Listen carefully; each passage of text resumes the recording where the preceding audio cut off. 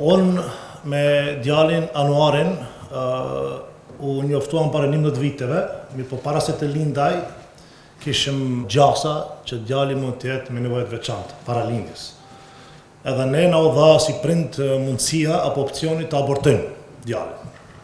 Ne duke qenë besimtar, ne menduam që është e pahishme, është absurd të shpallim luftë Zotit, pasi Zoti ka vendosur që të na jep një fëmijë të tillë, ne vendosim që ta pranojmë si dhuratë.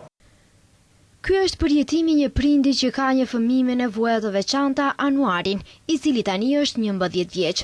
Vendosshmërinë që ka pasur ky prind që në momentin që kanë vendosur mos ta abortojnë, sepse është me nevoja të veçanta, ka vazhduar ta ketë edhe gjatë gjithë këtyre viteve. Por edhe sot, kur flet me shumë dashuri për të voglin e tij.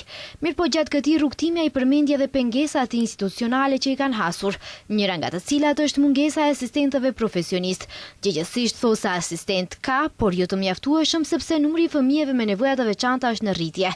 Kështu ai tregoi se bashkëshortja e tij është dashur që vitin e parë shkollor ta bëjë bashkë me djalin në klasë, ndërsa thekson se nuk është i kënaqur nga stafi profesional nëpër institucione shtetërore, sepse nuk japin rezultate, kurse shërbimet private janë shumë të shtrenjta.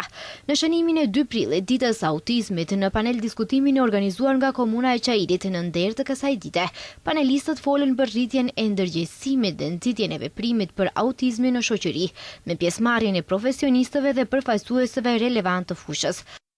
Psikologu Arbër Kadriu tregoi se cilat janë fazat e hershme të shfaqjes së autizmit. Vitet e para janë mosha 3 vjeçare, ku zakonisht haset në problematika ose të themi një abnormalitet sjelljesh tek fëmijët, zakonisht kur është mos kontakti me sy, mandej të folurit, po ashtu ka forma ndryshme ku fëmijët ndonjëherë bëhen impulsiv, kemi hiperaktivitet, po ashtu kemi ndjenja të agresivitetit. Përfaqësuesja e shoqatave për fëmijë me vështirësi në zhvillim, Zemriet Bela, foli për rëndësinë e zbulimit dhe trajtimit të hershëm të autizmit. Neve si profesionist nuk na intereson atë shumë diagnoza se sa mosha e hershme dhe trajtimi sa më herët i këtyre fëmijëve.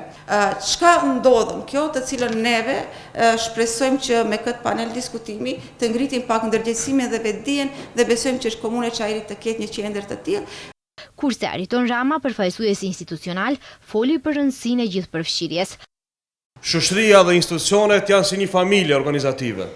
Nëse një familje duhet të mbretërojë harmonia, normalisht duhet të jetë inkorporuar gjithëpërfshirja. Pra, duhet të kemi elementet e gjithëpërfshirjes, ku secili duhet të ketë rolin e vet dhe kontributin e vet në familje.